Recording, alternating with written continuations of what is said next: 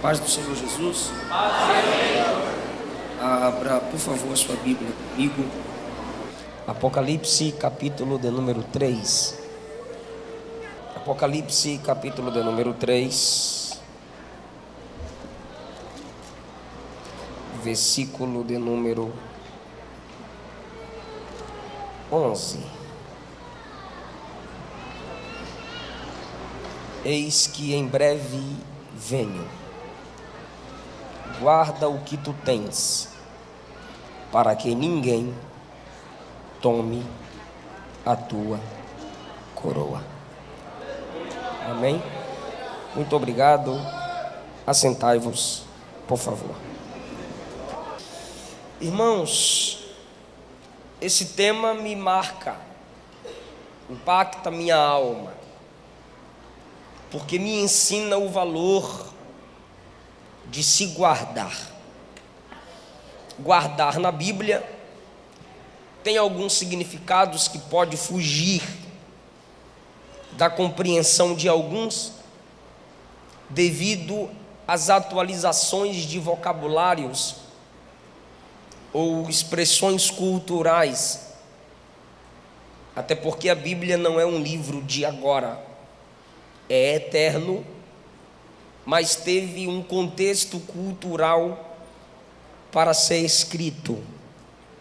Então, guardar na Bíblia tem o sentido de esconder, valorizar, não esquecer, dar valor, esconder, proteger, não esquecer.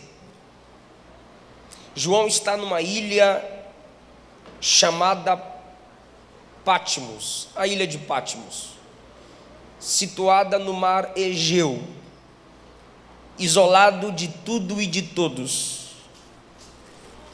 trabalhando numa situação complicada entre os mineiros, Minas. Naquele lugar difícil para onde eram enviados os homens que desagradavam o império, está um homem de Deus. E ali ele tem acesso aos céus, porque o imperador o afasta da igreja, devido à sua influência apostólica. Ele esteve frente a frente com Jesus. Ele andou com Jesus. Ele tocou em Jesus. Então esse homem tinha muitas experiências que, quando compartilhadas, firmavam a fé dos cristãos.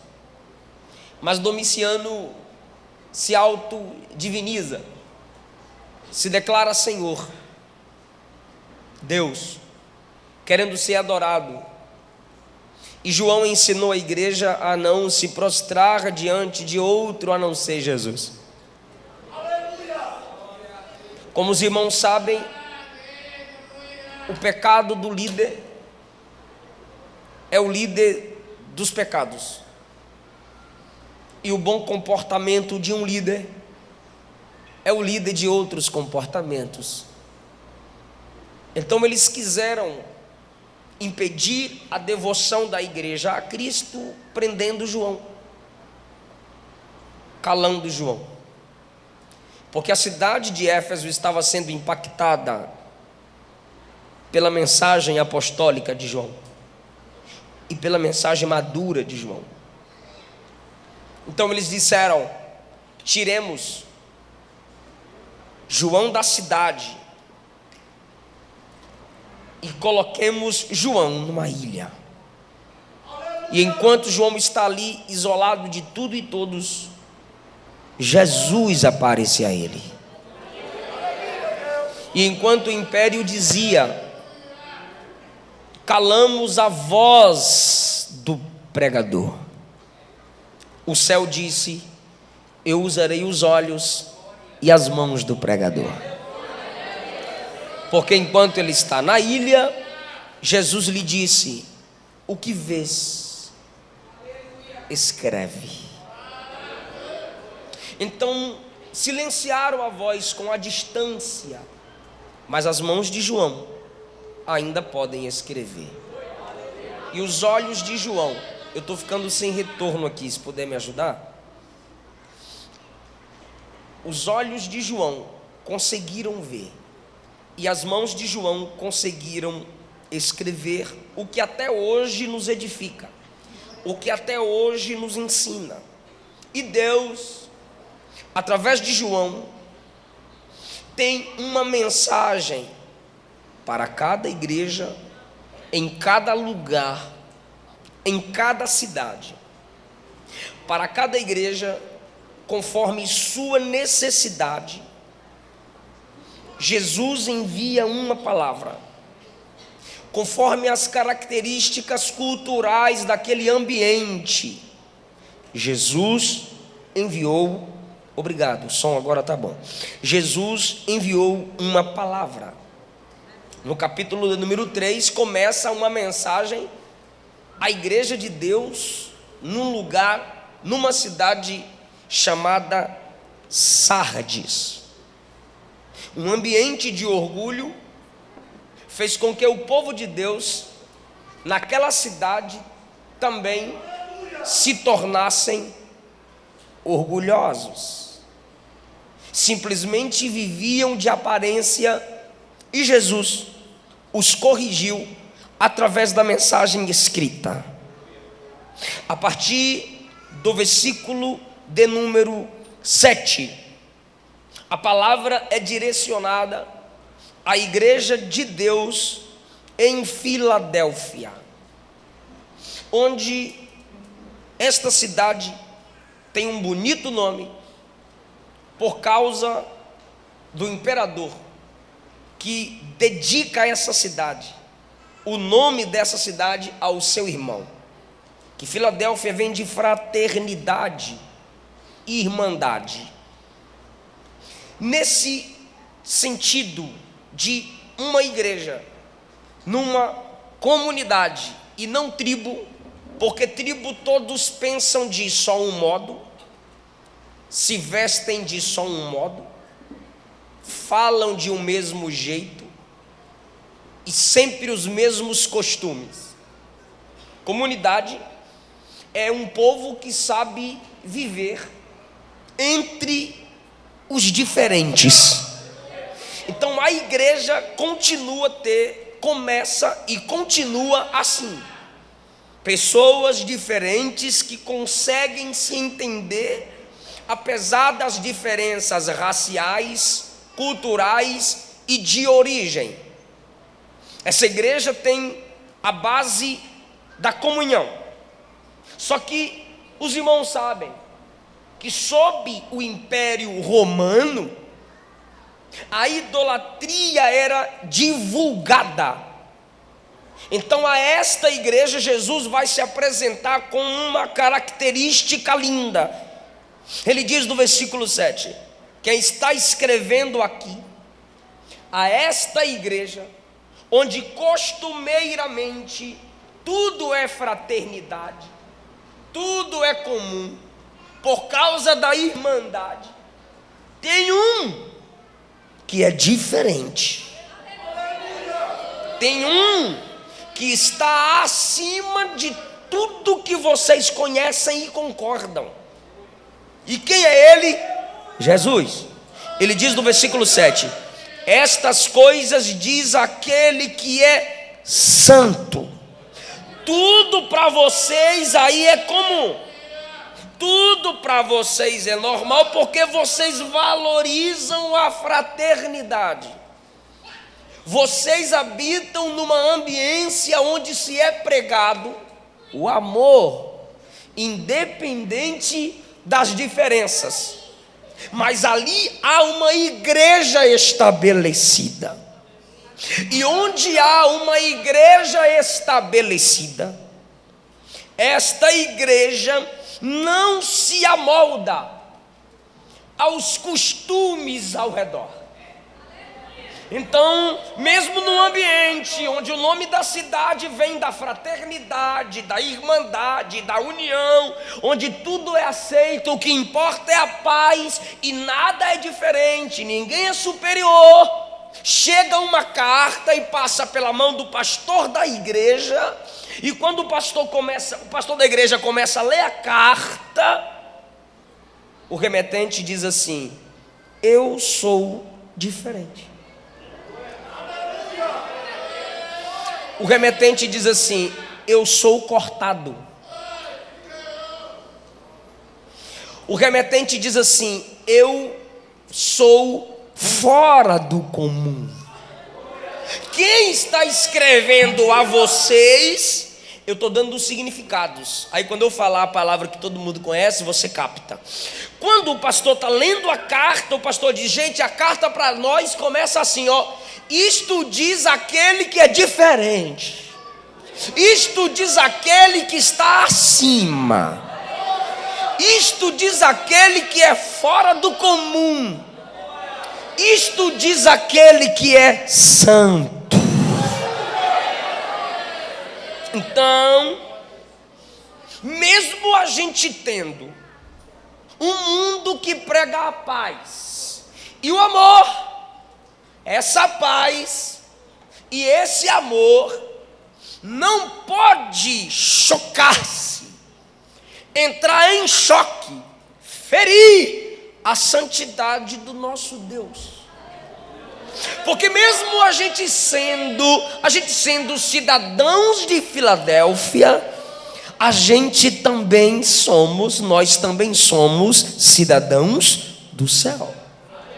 Então a igreja, ela tem uma dupla identidade.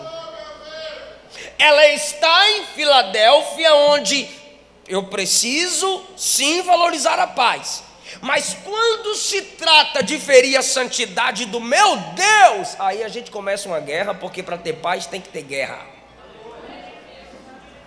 Então, Jesus se apresenta à igreja e diz: aí tudo é comum, mas eu sou santo, eu sou fora do comum. Então nós vivemos numa ambiência, Brasil, onde a verdade não é absoluta, é relativa, cada um tem a sua, você com a sua, eu com a minha, assim a gente vive em paz. Porém, não haverá paz se não entendermos que a igreja também é cortada. A igreja também é fora do comum. A igreja também está num nível elevado.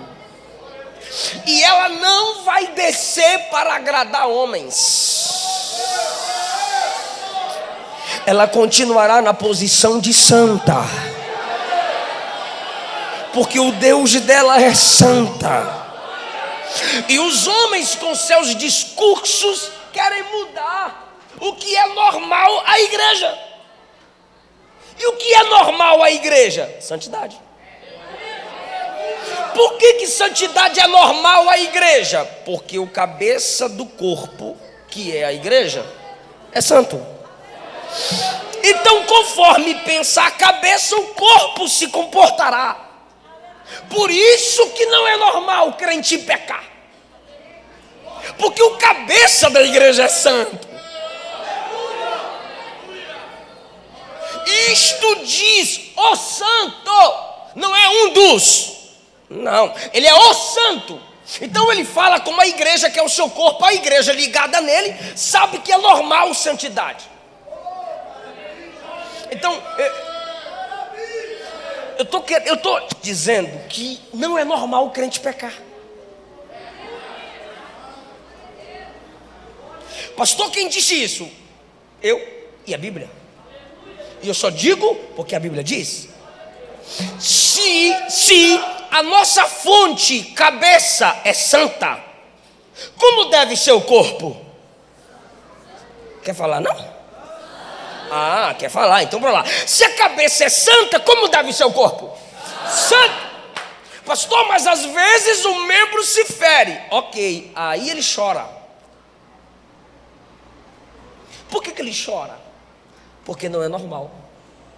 pecar. Por que confessa? Por que se entristece? Por que pede para Deus não desistir dele? Porque não é normal pecar. Então, para o ímpio é normal pecar. Não se assuste com a violência entre os ímpios. É normal, é a natureza deles. Não se assuste com a imoralidade entre os ímpios. É normal, é a natureza deles. Agora você quer saber por quê? Principalmente na mídia. Você lê assim, ó, pastor faz isso e aquilo. Cantor gospel faz isso e aquilo. Não dão ênfase tão grande a ímpios quanto dão aos erros de crentes. Aí nós queremos protestar e dizer, respeite nós. Ok, respeitar como? Não fale dos nossos erros. Mas como não falar dos nossos erros? Sabe por que eles se assustam com nossos erros? Porque eles sabem que não é normal a gente errar.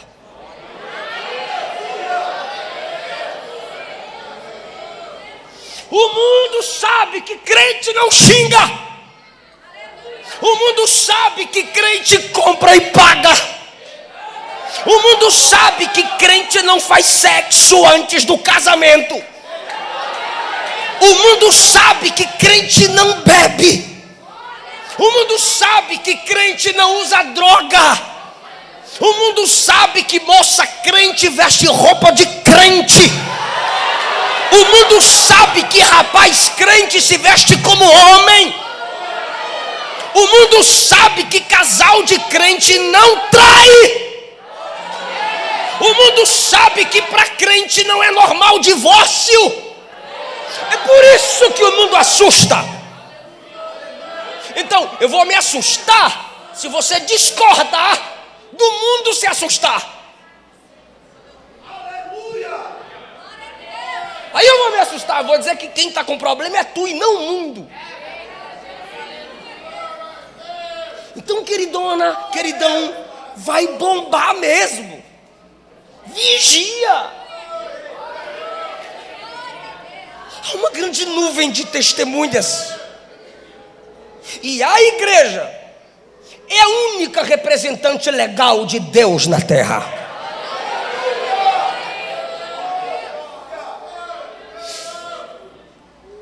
Estas coisas diz aquele que é santo e que é verdadeiro. Ou seja, não há outro como eu. Ninguém fala como eu falo. Todos são ecos. Eu sou a voz. Há muitos irmãos, mas de todos ele é o unigênito. Por que Deus enviou o seu filho unigênito e não primogênito? Porque primogênitos perdiam a herança. O Antigo Testamento está cheio disso. Mas o unigênito, primogênito é o primeiro, unigênito é único. Por isso ele começa o Apocalipse dizendo, eu sou o alfa e o ômega. Ele está dizendo, eu sou o primeiro e o último. Peraí, ou você é o primeiro ou você é o último. Jesus não, ele é primeiro, é último, porque ele é único, não tem ninguém como ele. Vocês estão cercados de vários ídolos. Eu sou único. Vocês estão cercados de vários irmãos. Nenhum irmão é como eu. Por isso ele diz, eu sou verdadeiro. Por isso ele sempre dizia assim, ó, em verdade vos digo. Ele está dizendo, o que eu digo é a verdade, porque a verdade que digo reflete a verdade que sou. João 14, eu sou o caminho que você segue. Eu sou a verdade que você crê. E eu sou a vida que você herda quando anda por mim, quando crê em mim. João 15 ele disse, eu sou a videira verdadeira. Quando ele diz eu sou verdadeiro, ele está dizendo assim: em mim não há engano. Eu sou todo original. Glória, pois, seja dada ao nome dele. Ele ainda diz: eu tenho a chave de Davi. Os judeus que estavam se convertendo, ou pelo menos fingindo, sempre honraram Davi. Se tem um nome que judeu valoriza, Davi. Mateus escreve o seu evangelho para provar que Jesus é rei. E quem estuda a Bíblia sabe que primeiro veio Abraão, Isaac, Jacó, José, seus filhos, para depois chegar Davi. Mas quando você lê Mateus, você vê escrito assim na genealogia: Jesus, filho de Davi, filho de Abraão. Primeiro coloca Davi, porque Mateus quer provar que Jesus é rei. Então havia judeus nessa igreja. Olha o que diz, escuta, olha o que diz o versículo 9: eis que eu farei aos da sinagoga de Satanás. Porque quando o povo voltou do cativeiro, o templo não estava construído, eles disseram: precisamos de um lugar para nos reunirmos e cultuarmos. E o que fizeram? Sinagogas. Um local para que o culto começasse era necessário ter 10 homens. Do lado de fora o pátio das mulheres e dos gentios. Os homens ali reunidos começavam o culto. E o culto era a leitura da palavra de Deus escrita. Só que olha o que diz o versículo 9: eles dizem judeus, não são, mas mentem. O judeu aqui é no sentido de tradição. O judeu aqui é aquele que conhece a lei, aquele que conhece o Antigo Testamento. O que a gente chama de Antigo Testamento para eles é lei ou antiga aliança. Judeu é aquele que conhece a antiga aliança. Aí Jesus diz: esses que se dizem judeus, mas não são e mentem. Esses que se dizem conhecedores da antiga aliança, mas não conhecem nada. Por quê? Porque eles não me honram como filho de Davi. Se eles conhecessem a história de Davi, eles saberiam que eu sou o sucessor direto do trono de Davi. Escuta isso. Eles diziam que Jesus não era o sucessor do trono de Davi. Eles diziam que Jesus não era o Messias, como até hoje muitos judeus dizem. Aí Jesus diz assim: eles é que não são judeus. Eles mentem. Eu sou o verdadeiro. Eles mentem. Ou seja, tem gente que está pegando. Eles querem distorcer a palavra sobre mim, porém, distorcidos são eles. Não há engano em mim. É o que Jesus está dizendo. Eles mentem. Se dizem conhecedores, mas não são. Aí Jesus diz assim: eu tenho a chave de Davi. O que é chave? A autoridade para abrir e fechar. Eu tenho uma chave de Davi. O que é que Davi fez? Escute isso. Davi fugia. E por onde Davi fugia, ele ia conquistando territórios. Por isso que nenhum exército nunca venceu Davi. Pergunta para mim por quê? Porque Davi conhecia qualquer buraco que o inimigo poderia se esconder. Então quando o inimigo pensava: vou me esconder aqui, Davi diz: o caminho que ele está tomando, ele vai se esconder em tal lugar, manda exército para lá. Pronto. Ninguém fugia de Davi. Então Davi era conquistador de territórios. Aí Jesus diz: eu tenho a chave de Davi. Como Davi fez, eu continuo o quê? Conquistando territórios. E não há inimigo que se esconda do meu olhar, porque eu conheço tudo. Eu tenho a chave de Davi. Ou seja, Davi vai gerando filhos. Davi, Salomão, Roboão, até chegar Jesus. Jesus é descendente de Davi. Então ele olhou do céu à terra e disse: eu escolho essa família, essa tribo para vir como homem e herdar o trono de Davi.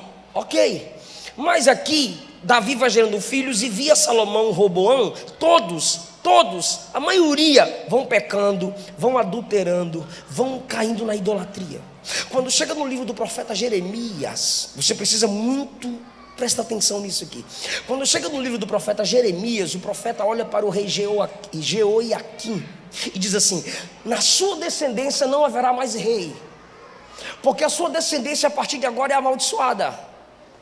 Aí quando você estuda a genealogia de Maria e a genealogia de José, que está em Mateus 1 e em Lucas, você percebe que a genealogia em Lucas é de baixo para cima, e de Mateus é de cima para baixo, e na genealogia de José está Jeoiaquim.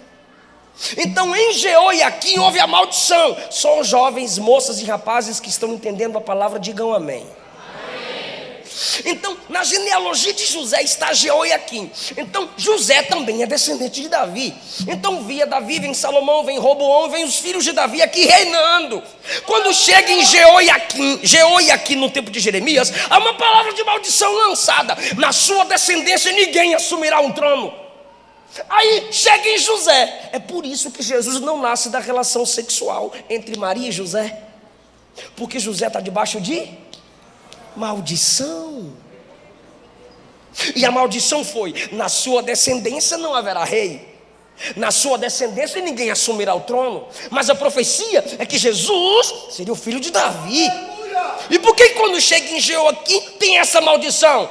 Aí Jesus vem, mas não nasce da concepção natural entre um homem e uma mulher, senão Jesus também nasceria debaixo de maldição. Só que enquanto o diabo e todo mundo olha Jesus vindo por Salomão, Roboão, Jeoiaquim a José, não vai ter como crer que ele tem a chave de Davi.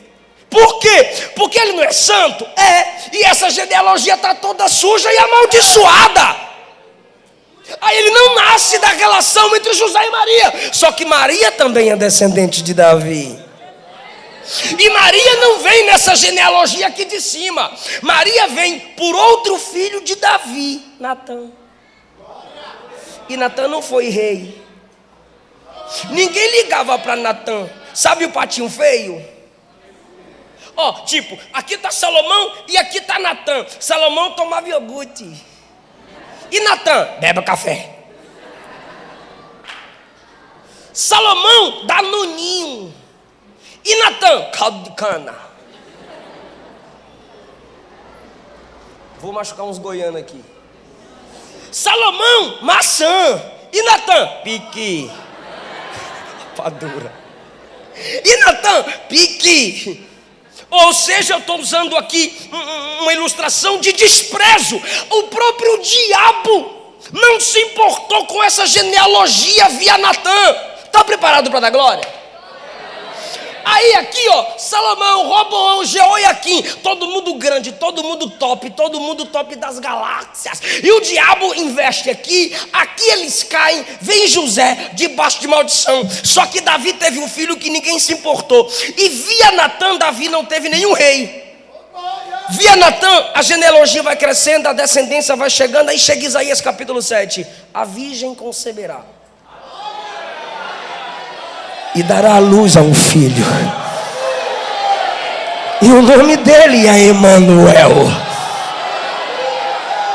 O diabo perturba, porque o diabo não é onisciente. Como assim virgem conceber? Eu tentei manchar Sara lá atrás. Eu vi manchando Raabe. Eu vi manchando tudo, a mãe de Davi. Eu vi manchando tudo. Só que via Natã não tem nenhum rei. Aí nasce Maria via Natã. Aí de Maria vem Jesus. Então Jesus vem de Maria, que na descendência dela não tem nenhum rei antes, só Davi. Então Jesus, vindo de Maria, é o sucessor direto do trono de Davi.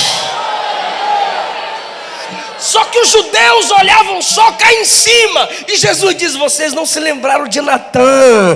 E eu via Natã. Eu tenho a chave de Davi. Aleluia! Assim como todos temiam Davi, todos devem temer o meu governo. Assim como o melhor reino em Israel foi o reino de Davi, o melhor reino é o meu. Eu estou falando de Jesus. E tem gente que se alegra quando o pregador fala de Jesus. Então eu estou explicando o remetente, a apresentação do remetente. Eu sou santo, eu sou verdadeiro, eu tenho a chave de Davi. Aquele que abre e ninguém fecha, fecha e ninguém abre. Ele está dizendo: eu controlo, eu domino, eu sou soberano. Quando você chega em Apocalipse capítulo número 5, o que que tem? Escuta, quando você chega em Apocalipse 5, o que que tem? Um livro selado na mão do Pai, e ele está lá. João diz: ninguém pode abrir o livro fechado. Um anjo forte fala com João: quem é digno de abrir o livro e desatar os 7 selos? Se eu fosse João, eu diria: tu não é forte, abre tu. Aí o anjo ia olhar para mim e dizer assim: eu sou forte, mas não sou digno. Aí João vê milhares e milhares de anjos cantando. Se eu fosse João, eu olharia para milhares, e em vez de chorar, porque João chora, irmão, eu para chorar é uma luta. Aí milhares e milhares de anjos cantando, eu ia olhar para milhares e milhares de anjos cantando e diria: vocês são muitos. Vai lá na mão do Pai e pega o livro. Eles diriam: somos muitos, mas não somos dignos. Aí tem 24 anciãos, símbolos de governo, organização e maturidade. Eu ia dizer: 24 anciãos, vão lá. Vocês estão aqui há tanto tempo, por isso que são anciãos. Vão lá e pega esse livro. Eles diriam: temos maturidade, mas não temos. Temos maturidade, mas não temos dignidade.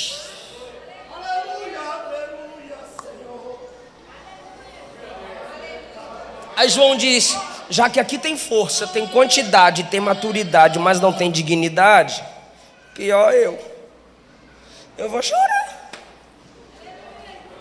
Aí enquanto João chora,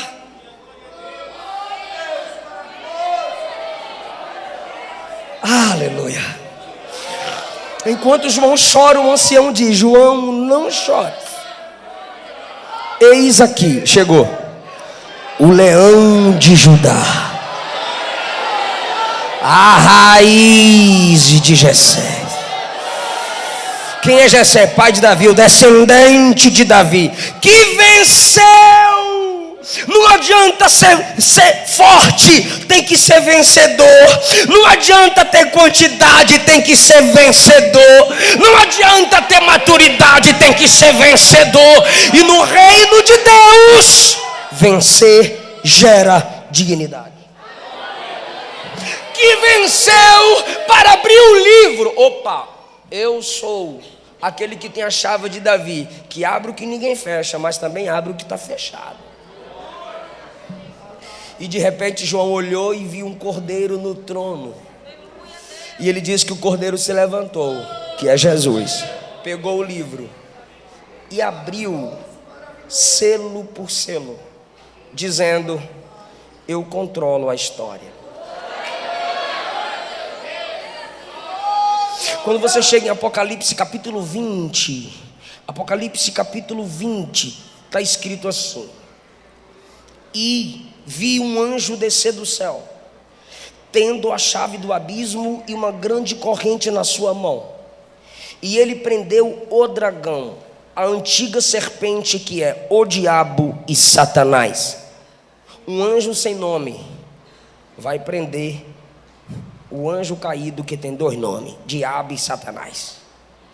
E o prendeu por 1000 anos, 3, e o lançou no abismo, e ali fechou, o trancou, o encerrou, e pôs sobre ele um selo, para que não mais enganasse as nações, para que se cumprisse 1000 anos, e após isso ele será solto, mas não antes disso. Porque quando ele fecha,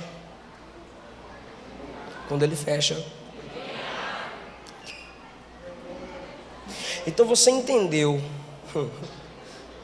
que por autoridade de Deus o anjo fecha o abismo, e durante 1000 anos nem o diabo pode abrir o abismo, porque o que ele fecha, ninguém abre. Só que aí 1000 anos depois, versículo 7, quando se completarem os 1000 anos, Satanás será solto de sua prisão. Então imagina os crentes lá no milênio. Não sai não, capeta, fica aí, tá amarrado, tá trancado, fica aí. Mas foi Jesus que abriu, irmão, o sepulcro, o abismo, e ninguém mais pode fechar. E ele sairá e enganará muitos, porque o que ele abre, ninguém fecha.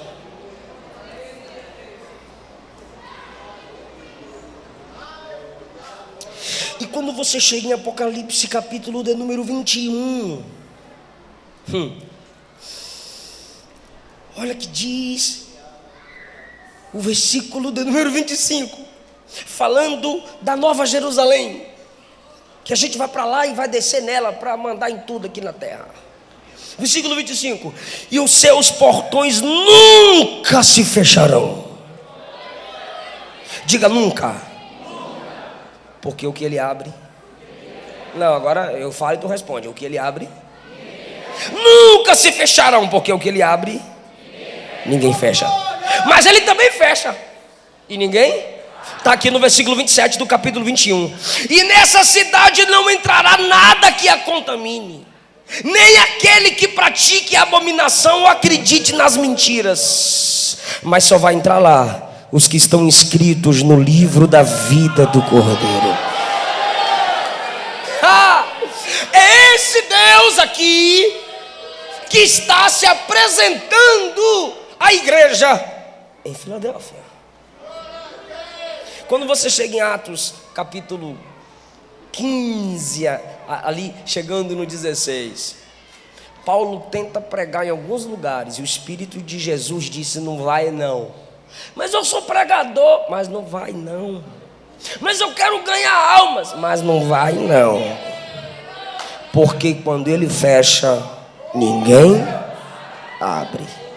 De repente ele tem uma visão, alguém dizendo assim: passa a Macedônia e nos ajuda. Ele diz: ó, Deus mandou nós ir para a Macedônia. Quando ele chega na Macedônia, ele procura um lugar reservado para orar. E onde ele vai orar? Na beira do rio. Quando ele chega na beira do rio para orar, quem é que está lá? Mulheres. Porque como se trata de culto, mulher ganha dos homens, não tem jeito. Quando ele chega lá, as mulheres já estão lá. Aí diz a Bíblia: enquanto Paulo pregava, Deus abriu.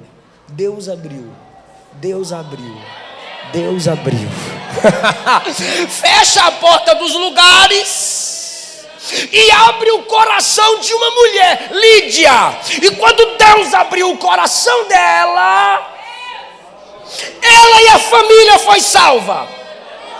Ela e a família se tornaram os primeiros crentes da igreja em Filipos.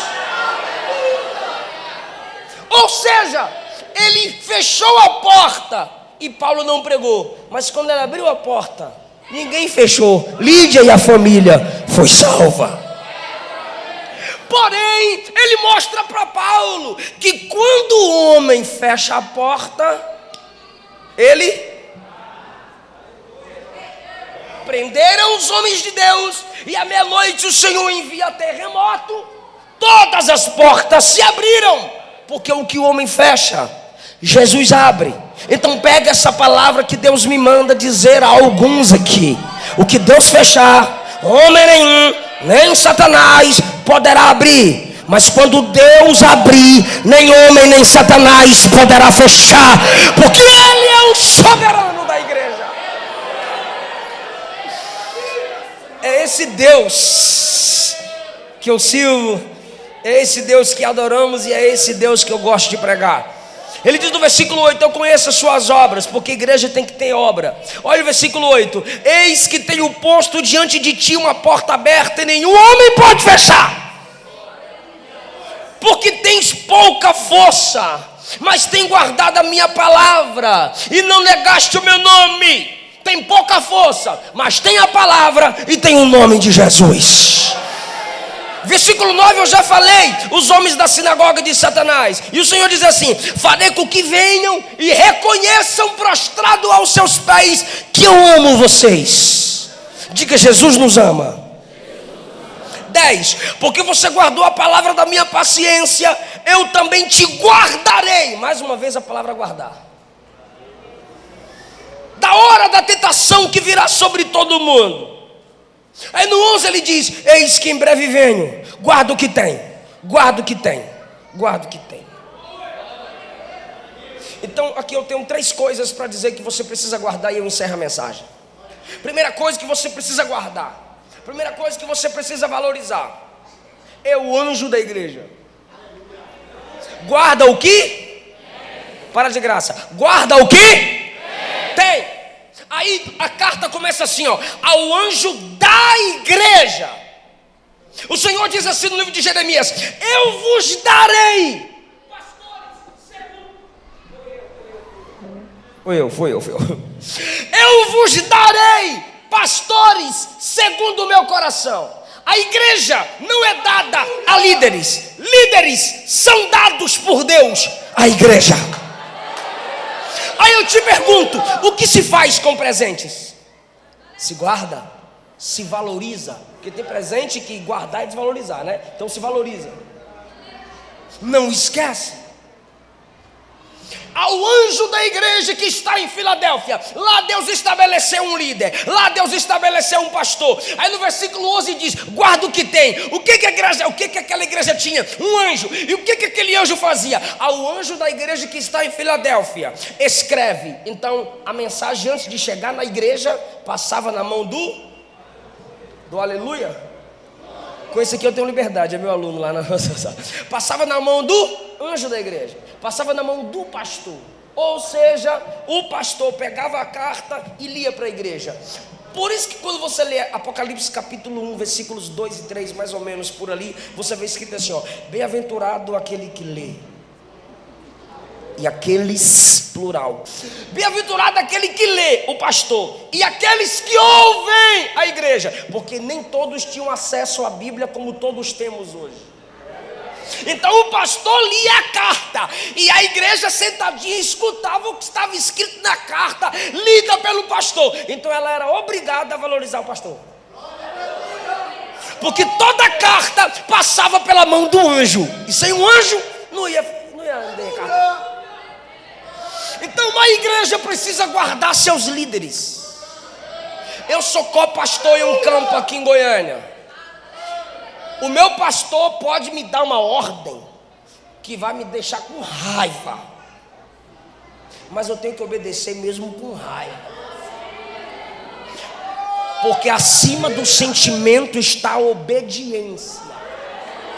Mas essa raivinha minha não me dignifica a chegar no corredor da igreja e criar contendas. Essa raivinha minha não me dá o direito de, enquanto volto para casa, e falar mal do meu pastor e meu filhinho escutando. É por isso que tem adolescente, filho de crente, que odeia a igreja, porque os pais saem do culto falando mal dos seus pastores. Então o paizão se acha o herói. Eu falo mesmo, meu filho está vendo aí que eu falo mesmo. Não, na realidade você é um fracasso, porque você seria herói de verdade se você procurasse o pastor e falasse para ele. Então você é covarde, porque fala por trás e alimenta mágoa no coração de seus filhos. Guarde seu líder. 1 Tessalonicenses capítulo 5, versículo 12: honrai aqueles que vos presidem e trabalham entre vós.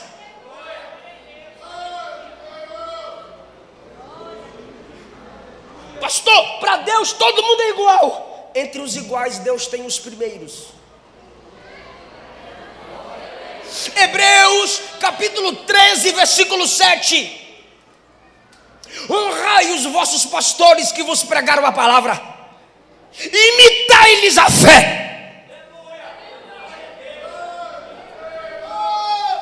Hebreus 13:17.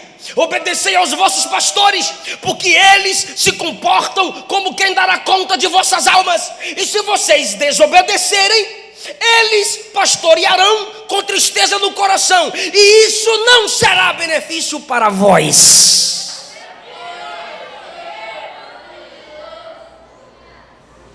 Então, guarde o que você tem. O que a igreja tem? Liderança. Está na moda esses reformodinhas, esses frustradinhos ministerialmente, esses neocalvinistas, esses fofoquitas de igreja, e abrir um canal no YouTube para criticar pastor. Não conseguiu ter sucesso no ministério, não conseguiu ser provado, porque algum pastor o humilhou, e às vezes Deus permite a gente ser humilhado. Não adianta você ficar mudando de igreja. Meu pastor me humilhou, vou mudar de igreja. Às vezes Deus permite você ser humilhado, é porque você não é humilde. Aí os crentes ficam mudando de igreja, ficam migrando. Sai da Assembleia, vai para Batista, sai da Batista, vai para Universal, sai da Universal, vai para Católica, sai da Católica, vai parar no inferno. Em vez de mudar de igreja, muda de vida, muda de atitude, muda de comportamento, aprende. E aí a gente sai da igreja dizendo: os humilhados serão exaltados. Quem me viu passar na pave não me ajudou, quando me viu na mesa vai me arrepender. Olha, ela não gosta que eu fale da música da Damares.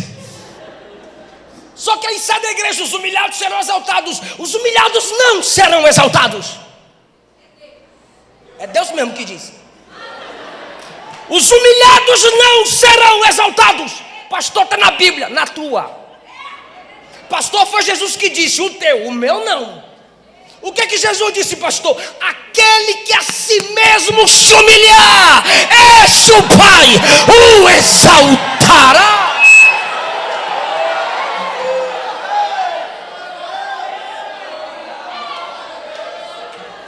Até agora eu não pedi para tu dar glória a Deus. Se humilha aí e fala: glória a Deus.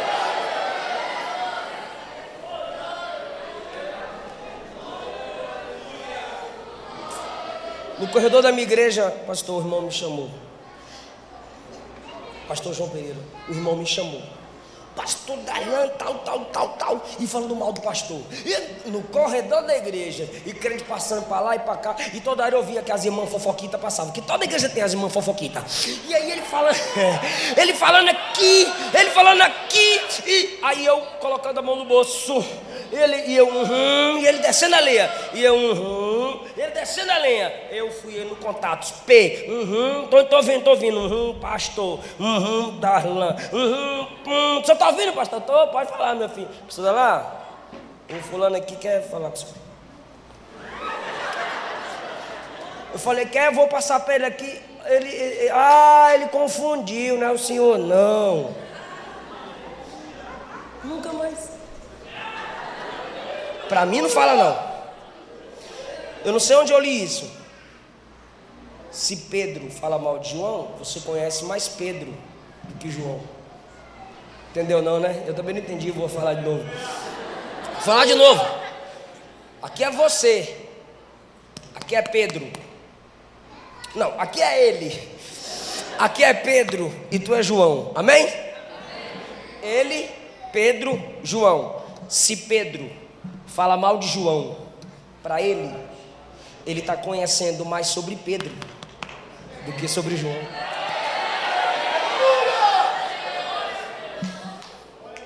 E se ele chega para João e diz: Pedro falou mal de tu 1 hora, tu está conhecendo mais ele do que Pedrão. Por quê? Por que ele deixou falar 1 hora?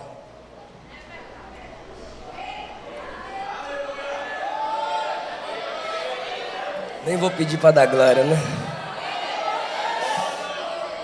Ao anjo da igreja que está em Filadélfia, guarda o que tens. Então Filadélfia tinha um pastor, Filadélfia tinha um líder, Filadélfia tinha um anjo.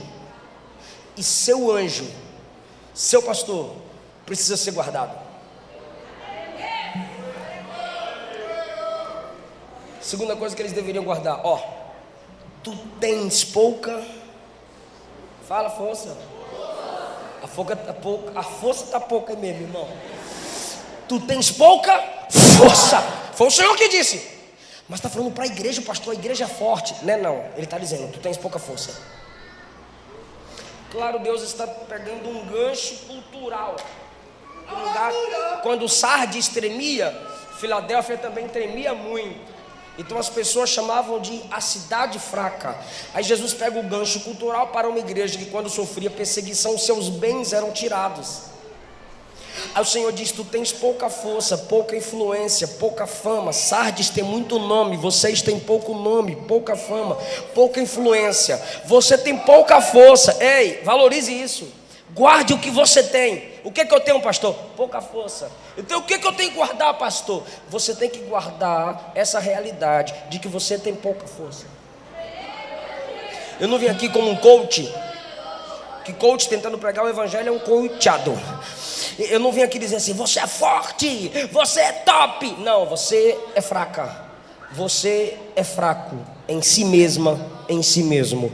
Você só pode tudo, tanto passar prova, quanto passar luta, tanto fome, quanto tem abundância. Você pode tudo isso em Cristo Jesus que fortalece você.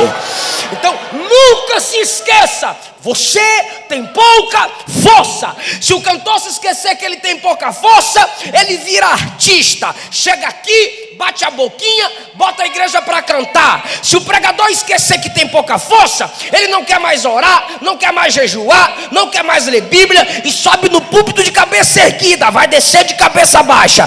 Quem se lembra que tem pouca força não prega sem orar, não canta sem buscar, não aconselha sem depender de Deus. Você tem pouca força. Se você reconhece que tem pouca força, você não fica sozinho com sua namorada. Se você reconhece que tem pouca força, você não fica com beijos prolongados com seu namorado. Se você reconhece que tem pouca força, você não vai ficar 5, 6 anos namorando, beijando, esfregando, chupando, sem casar. Você tem pouca força.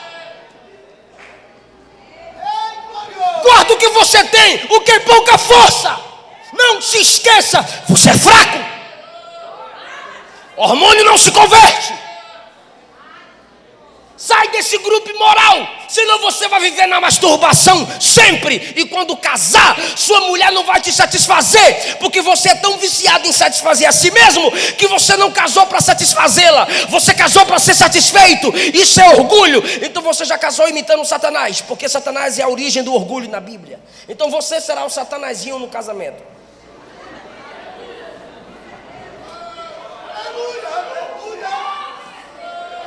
Você tem pouca força, não fique sem congregar. Vou virar um desigrejado, é desviado. Você não vai aguentar. A Bíblia diz, não deixeis de congregar, mas congreguem para fortalecer uns aos outros. Só tem força quem congrega. Você tem pouca força. Ou seja, o que é ter pouca força, pastor? Reconheça as suas fraquezas. Qual a sua fraqueza? Pastor, eu sou explosivo. Então evita assuntos e pessoas que te estressam.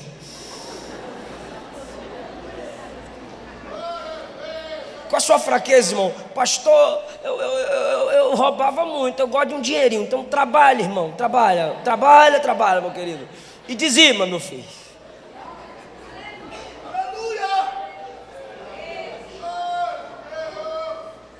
Fuja da aparência do mal. O jovem que reconhece que tem pouca força, ele não luta contra o outro para manter a própria santidade. Ele luta contra si para manter a santidade do outro. Você tem pouca força. Davi reconhecia que tinha pouca força. Por isso que você vai ler a Bíblia e você vê escrito assim, oração de Davi. Oração de Davi. Porque Saul perdeu o espírito e continuou reinando. Mesmo sem o espírito, eu já tenho um trono. Davi foi diferente. Quando Davi estava sentindo a ausência de Deus, ele saiu do trono e foi para o jejum e para a oração e clamar pela presença de Deus. Então, se você passa, irmã, se você não tem vontade de orar, eu não estou dizendo que você tem que dizer assim, não. Eu amo orar.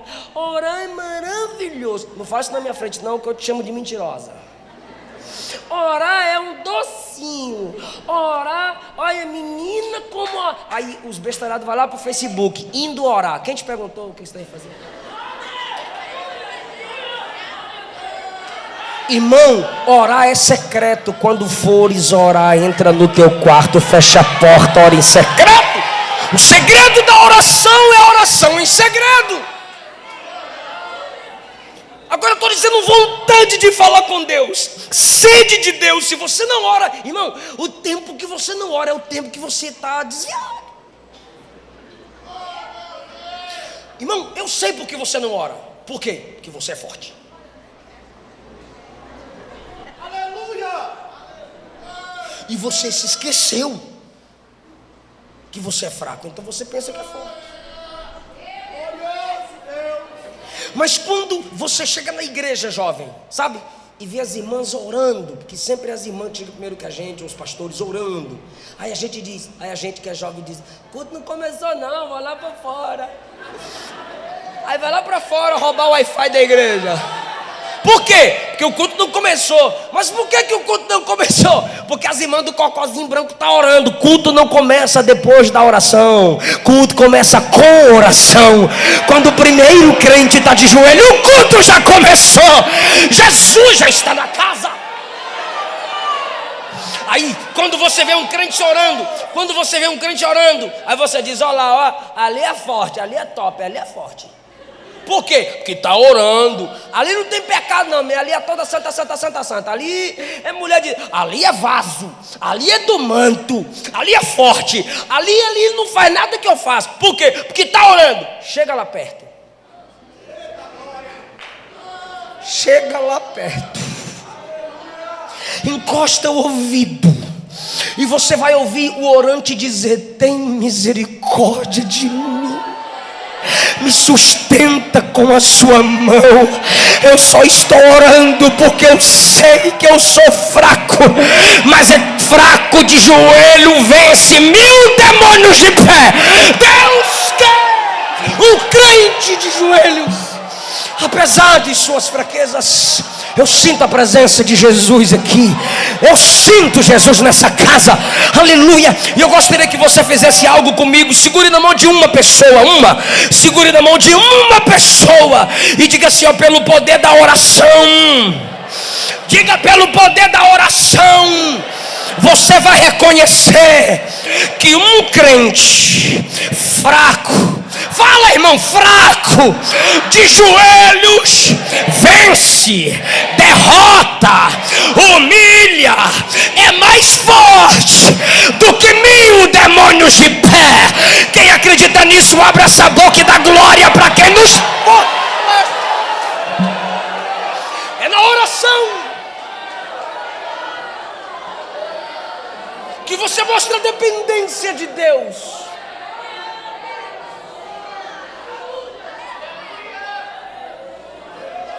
Guarde isso.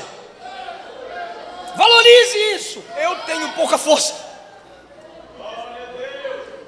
Se eu começar a falar, eu explodo, então eu vou ficar calado. É minha fraqueza. Você tem que descobrir sua fraqueza e não ficar falando para todo mundo. Para de dar água para Satanás.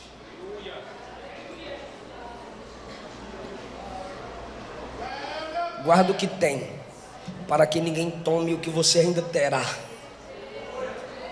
A coroa. Agora, olha só que coisa linda. Isso é para quem já leu, porque eu fui versículo por versículo. Quem estava ligado pega, quem não estava não pega. Eu não vou repetir. Ó, tens pouca força, mas guardaste a minha palavra. Guarde a palavra. Memória. Então guardar é valorizar. Valorize seu pastor. Guardar é não esquecer. Não esqueça que você tem pouca força. Guardaste a minha palavra. Guarde a palavra. Valorize a palavra. Não esqueça a palavra. Eu sei que as mocinhas, eu sei que as moças, eu sei que os rapazes, os moços, melhor rapaz, né? Ficar mais macho. Os machos, né? Gostam dessas músicas aí, músicas atuais, né? Legal, legal.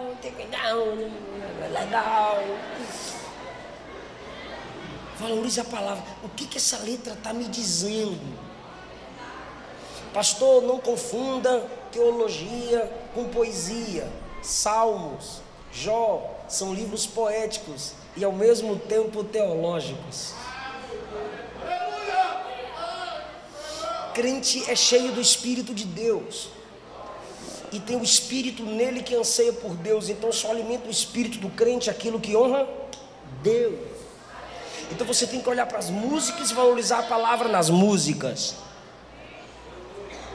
A Bíblia não diz para onde iremos nós. Não, Pedro disse para quem iremos nós. A Bíblia não disse passares pelo fogo. A Bíblia diz quando passares pelo fogo. A Bíblia não diz que quem tem promessa não morre. A Bíblia diz que muitos, os heróis da fé, morreram sem terem o cumprimento, sem verem de perto o cumprimento da promessa. Porque a promessa em Hebreus 11 não era uma coisa para se ter, era um Cristo para se crer. Cristo era a promessa que eles não viram. Então eles morreram sem alcançar essa promessa. Pelo amor de Deus, você precisa entender que Deus não está precisando de adoração. Me adore, me dê glória para mim, senão eu fico tristinho. Não, irmão, Deus é exaltado sobre tudo. Se você exaltá-lo, Ele é Deus. Se não exaltá-lo, Ele continua sendo Deus. Valorize a palavra nas pregações. Não, valorize a palavra nas pregações. É porque tem pregação que é só ação humana, técnica humana, não tem Bíblia. Se não te alimenta, não escuta, cai fora, dá tchau, bloqueia, cancela a inscrição, pelo amor de Deus. Bíblia! O pregador está pregando, abra a Bíblia então. Irmão, quando você for ouvir o pregador e ele falar assim, ó, segura na mão do irmão, solta o fundo, fecha a Bíblia, coloca no banco, já é uma bestalhada. Mandar fechar a Bíblia? Eu fecho a minha Bíblia se eu quiser. Eu sou bereano. Paulo está pregando, a minha Bíblia está aberta. Aleluia! Eu quero palavra. Irmão, valorize a palavra. Mas você não tem que valorizar só a palavra que ouve. Valorizar a palavra também lê. Está entendendo? Tem que ler. A maioria de nós diz assim: eu tenho a Bíblia, eu tenho no celular. Irmão, mas está dizendo que está lendo na Bíblia aqui, ó. Mas o WhatsApp faz. Aí fecha a Bíblia e vai lá no WhatsApp. Aí bate papo com um, bate papo com o outro. Então a mensagem foi fechada para se ler as mensagens de que não pode mudar a sua vida. Então o Deus que estava próximo de ti, na palavra, pode olhar na Bíblia no seu aplicativo, a Bíblia no seu celular, vai estar lá assim, ó, plano de leitura. Aí você clica no plano de leitura, o Antigo Testamento inteiro em 3 meses, por exemplo, tem lá esse plano de leitura. Aí quando você clica no plano de leitura, de ler o Antigo Testamento em 3 meses, ele vai dizer assim, ó, leia no livro físico. Peraí, eu tenho um aplicativo, está no meu celular, e o aplicativo está me mandando ler no livro físico, porque o próprio aplicativo reconhece que tu vai ficar curioso com as outras coisas. Então você vai perder o foco. Não vem com essa. Então você precisa ter o livro físico. Ei, coloca como o teu travesseiro. Muitos jovens pedem para mim: pastor, dá dica aí para pregador, pastor, dá dica aí para pregador. A dica que eu posso dar é aquela que eu vivi. Hoje eu tenho 30 anos, eu comecei a pregar a palavra com 5. Tem uma semana que eu perdi minha avó, e minha avó abria a Bíblia para ler comigo. Eu lia, ela lia e eu ia repetindo o que ela lia. Numa certa manhã ela estava lendo Mateus 3, e eu vi uma chave verde que se movia na Bíblia dela. Ainda lembro uma Bíblia preta com zip, e essa parte do zip era vermelho, o tecido vermelho com o zíper no meio. Minha avó nunca leu livro nenhum, a não ser a Bíblia. Qualquer outro livro que você colocasse na mão dela, ela não leria, mas a Bíblia, uau. Só pentecostal crê nisso, reformadinho não crê não. Aí quando ela estava lendo lá Mateus 3, eu vi a chave, e eu como criança meti a mão na chave. Aí eu meti a mão, Eliseu. Eu falei: a chave, vó. Está na porta, meu filho. Eu falei: não, vovó, a chave na Bíblia. Ela não tem chave, meu filho. Tira a mão. E ela continuou lendo. E eu vi a chave de novo. Eu coçava o olho, mas a chave estava lá. Aí eu meti a mão para pegar a chave. Aí, irmão, pentecostal estressado, ou presta ou não presta. Ela prestou. Ela disse: então se achava que tu está lendo, é porque Deus quer abrir a porta da palavra para você. Lê. Pastor, eu comecei a ler Mateus 3. E naqueles dias apareceu João Batista pregando no deserto da Judeia: arrependei-vos, porque é chegado o reino dos céus. Porque este é o anunciado pelo profeta Isaías: voz do que clama no deserto, prepara o caminho do Senhor e endireitai as suas veredas. Esse camarada começou a pregar. João pregava no deserto da Judeia e dizia: arrependei-vos, tal, eu vos batizo com água para o arrependimento. Mas aqui, eu comecei a ler, e quando eu olhei para a vovó, ela já estava chorando. A partir daquele dia, meu sonho era ter uma Bíblia. E tinha o irmão Rui Barbosa. Lembrei, seu Rui. Ele era dono de uma livraria no centro da cidade. Eu ia lá, toda vez que eu ia no centro pagar alguma conta com minha mãe, eu pedia uma Bíblia, irmão Rui não me dava. Irmão Rui. Ele não me dava, amor, nunca te contei. Ele não me deu a Bíblia, amor. Mas aí eu fui numa conferência Adonep e ganhei uma Bíblia. Aí eu ganhei uma bicicleta. E eu pedia caronas quando a bicicleta era minha. Porque era 40, 50 minutos a pé para chegar na escola. Aí eu passava na rua: quem me leva? Eu levo. De bike eu levo os colegas. Eu dizia: então você leva. Por quê? E eu ia lendo Bíblia, com a Bíblia no guidão. Eu falo guidão, sou baiano. Vocês falam o quê? Guidão, é nóis. Aí eu botava aqui, ó, no guidão, ia lendo a Bíblia. Lendo a Bíblia até chegar na escola. Prendia aqui com os braços por causa do vento. Ia lendo Bíblia. Eu repeti a quinta série umas 3 vezes, irmão. Porque eu levava a Bíblia para a escola. Eu não aconselho ninguém a fazer isso. No intervalo eu ia ler Bíblia. Eu morei só em Brasília 10 anos, em cima da igreja P-Sul, P-Norte. O pastor da igreja era o pastor Gesiel, depois foi o pastor Gedalias. Chega lá e pergunte o que Eliseu fazia de meia-noite às 4 da manhã todos os dias. Eu li a Bíblia de joelho, porque eu ouvi uma mensagem de Gesiel Gomes dizendo que era necessário o pregador ler a Bíblia de joelho, para ele focar na oração e na palavra. Quando eu ouvi aquela fita cassete de Gesiel Gomes, eu comecei a ler a Bíblia todos os dias de meia-noite às 4. Acordava às 11, ia para o supletivo 1 hora. Depois que eu terminei o supletivo lá, fui trabalhar em Lava Jato. Então trabalhava no Lava Jato meio de semana e pregava o final de semana. Eu recebia minhas ofertas, eu economizava para comprar meus livros, montar minha bibliotecazinha. Guarde a palavra, valorize a palavra. Precisamos voltar a ler a Bíblia em casa. Esses dias eu tive que abraçar minha esposa e pedir perdão a ela. Eu dizia: você não está lendo Bíblia. Aí ela: amor, vai ler Bíblia. E a Luana ficava calada. Aí 4 dias atrás, eu estava lá no meu escritório. Aí eu peguei as 3 Bíblias da minha esposa. Eu tive que ir lá nela, abraçá-la e pedir perdão. A Bíblia dela toda marcada, toda riscada de Gênesis a Apocalipse. Eu falei: irmã, lê Bíblia, eu vou lá pedir perdão para mim. Acho que eu tenho que dar uma Bíblia nova para mim. Não tema riscar sua Bíblia. Estou riscando a boca de Deus. Que você é bobo, irmão. Risca, marca. Mas a minha Bíblia vai ficar velha. Bíblia velha, vida nova. Leia a Bíblia.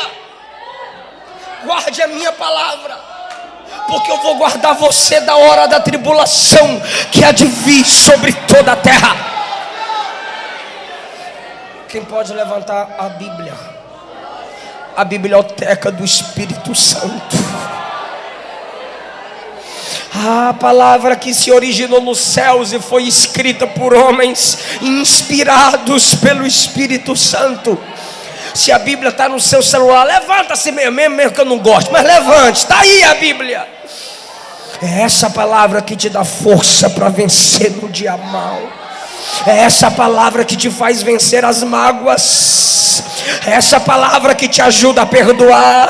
É essa palavra que aumenta em você a sede pelo Espírito Santo.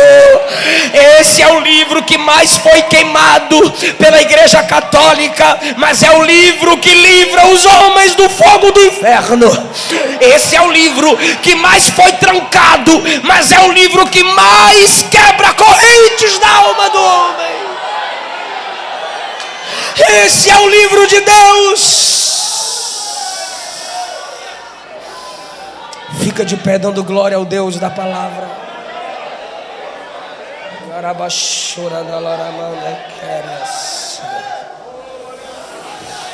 Deus vai abrir a porta da palavra para você. Deus vai abrir a porta da palavra para você. Vem cantar aqui, amor.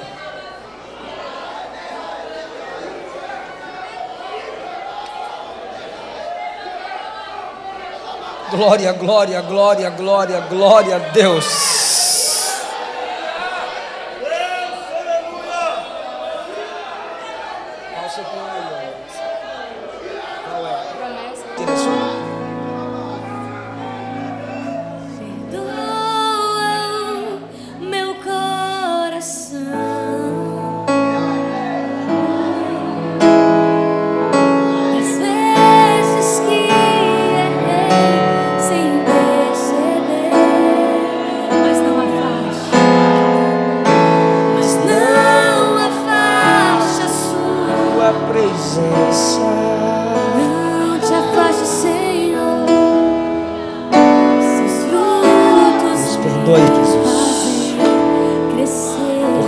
Desvalorizado o que o Senhor valoriza.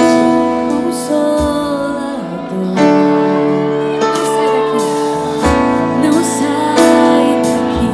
Meu peito dói. Minha alma chora. Se o Senhor sair, Consolador. Diga, mora em mim.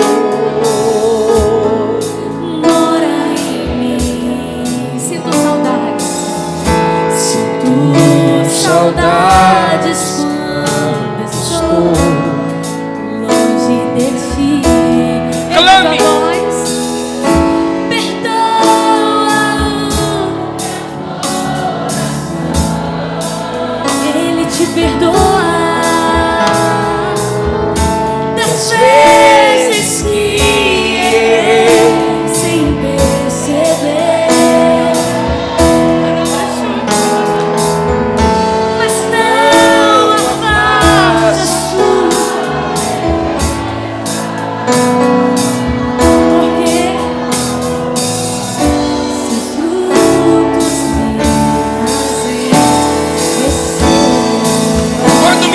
Se cansou.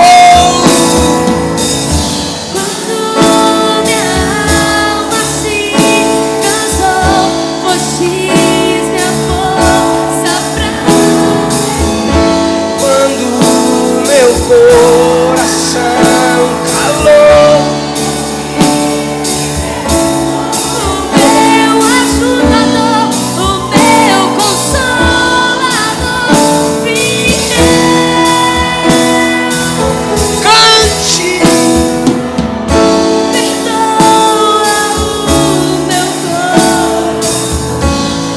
perdoa, Senhor, pela desonra aos nossos líderes, pela desonra à sua palavra, e por às vezes nos esquecermos que temos pouca força. Nos perdoe.